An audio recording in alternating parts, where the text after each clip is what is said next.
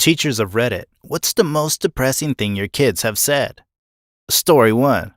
My sister didn't wake up today. Her sister complained of headaches the night before because she hit her head. Parents didn't think anything was seriously wrong. They took her off of life support a few days later. She was 9. Her sister? She was 5 years old. Story 2. I had a 16-year-old student say, I heard my parents fighting downstairs last night. My 10-year-old brother came into my room and got into bed with me, crying because he's just now realizing we don't have an average family. Story 3. The assignment was to write a poem about something you'd like to pretend. For example, student's poem started, I like to pretend that I have friends. This was in first grade. Story 4. In middle school, they went on a field trip yesterday, and one kid was sad because they wouldn't be at school, so he wouldn't get lunch. Of course, they were fed up on the field trip, but he was concerned that he wouldn't get fed that day. Story 5. Holy shit. This happened to me once. I went on a field trip in elementary where she could either pack a lunch or our parents could pay for a meal ticket for us. My mom said she would pay for it but forgot to, so I sat at a table with no food until a teacher asked me why and gave me a free meal ticket. I just remembered that happened. Man. Story 6. I'm glad she felt comfortable enough to show you. I wonder how many other kids say nothing and get yelled at by their teachers, making a bad situation worse. Story 7. Student. Mary won't be here today. Her mom died last night. Me. Wait, didn't her dad pass away a few weeks ago? Student. Yes. Both parents died suddenly within a few weeks of each other from different medical conditions. Story 8.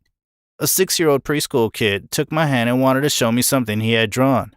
The drawing was in dark colors and sort of angry looking. He explained that he had drawn his heart, which was broken and hurting. He said it wasn't any fun when his heart hurt like that. He was often excluded from the group by his classmates and sometimes even bullied. In addition, he didn't have the social skills to communicate well with his friends, leading him to being misunderstood even though he always meant well. Story 9. Can you be my mom? 15 years old, totally serious. This is my real family. Different student referring to the teachers and friends at school. I don't deserve this. Teen, when given a sweater on a freezing day. I hear a lot of this stuff. I wish there was so much more I could do. Story 10. A friend of mine adopted a student when he turned 18 because his parents abandoned him for being gay. They make a happy, dorky little family. They always got along well. She had a soft spot for him, and he had somewhere to go on school breaks. Story 11. I was reading an NYT article about kids affected by the opioid crisis, and one teacher they interviewed said kids often wouldn't accept new clothing because they know their parents will sell or trade it for drugs. Story 12. That's more common than people think. I never had my bed as a child either. I had to share it with my brother till I was 11 to 12 years old. Story 13. I was in school, and a classmate, when asked to introduce herself, said her name, and that her parents died when she was young, which is why she lived with her aunt and sat back down. Story 14. Student. I want to play with my friend today, but her dad died, so she can't come over. Me. Oh no, I'm sorry to hear that. Student. Yeah, my mom said God is punishing her. I explained that God does not punish people like that, and it's not her friend's fault that her dad passed away. Story 15. There was a student who constantly said some pretty sad stuff like, my mommy doesn't like me, I'm not getting presents for Christmas, and my mommy hit my daddy last night.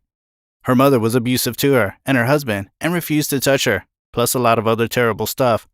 Her parents have split, and she is now in a safe home where she is loved. She was only 4 at the time. Story 16. When I was training, I worked in an inner city school. We were discussing what we wanted to be when they grew up, and one 8-year-old said, it doesn't matter, I'm going to be in a gang and dead before I'm 21. Story 17. I was tutoring a Somali refugee student. He was 15 years old.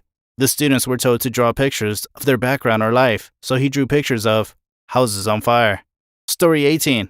My mom, a bus driver, had asked the boy around 14 if he was looking forward to summer break. He laughed and said, not really, at least during school. I get to eat regularly. So my mom hired him to help out on our farm. He became a treasured family friend and is the proud papa of 3 mini him. They don't go hungry. Story 19. I was in English class, and we had to write a personal essay about something that impacted our lives. One of my classmates said, losing someone you love, and started bawling because he lost his mom a couple of years ago due to her being ill. The morale in the classroom went downhill, and we all felt terrible for him. Story 20. When I started teaching music lessons almost a decade ago, one of my students, 12 years old, told me that his mom still spanked him if he didn't get good enough grades or forgot to do the chores. He wasn't a bad kid either, very smart and polite, just a pure, honest kid. He did his best in his lessons too. I hope it stopped soon after, and his mom found a more sensible way to correct whatever he was doing wrong. Story 21.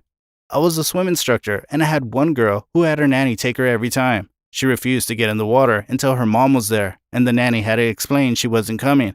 The girl refused to get in the water after that. The nanny continued to take her, and she would sit on the edge with her legs crossed, refusing to even touch the water. Story 22.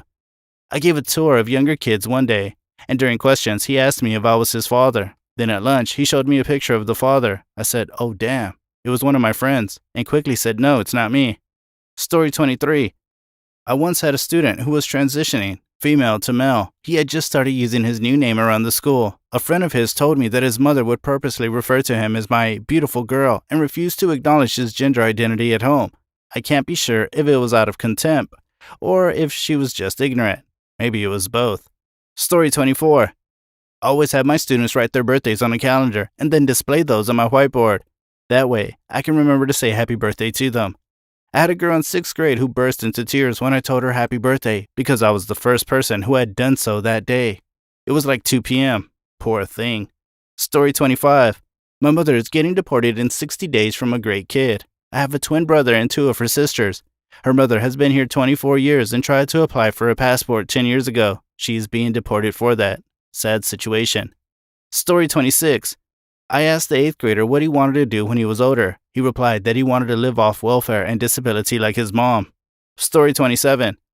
Kids played catch in the gym hall, and one kiddo stood next to me. Everyone just ran around him for a few minutes, and his mood seemed to drop by the minute. Then he said, "I want to die." 6-year-olds are messed up, man. Story 28. In my first year of teaching, 8 students asked me if I had any children and if they had grown up. I asked him how old he thought I was. He said about 45. I was 22. Story 29. While teaching English in China, I asked my students to write an invitation to a party. One student, about 10 years old, wrote a whole story about how his party was because life is meaningless and to bring joy to people who have no purpose in life. It shocked me. Someone so young and who was usually the mischievous guy, no one could write something so sad. Story 30. The kid didn't know his real name. He was born with 2 missing fingers, and his awful family teased him and yelled at him using the term fingers. So this kid could hardly talk much because of neglect, and he didn't know his name. He was 3.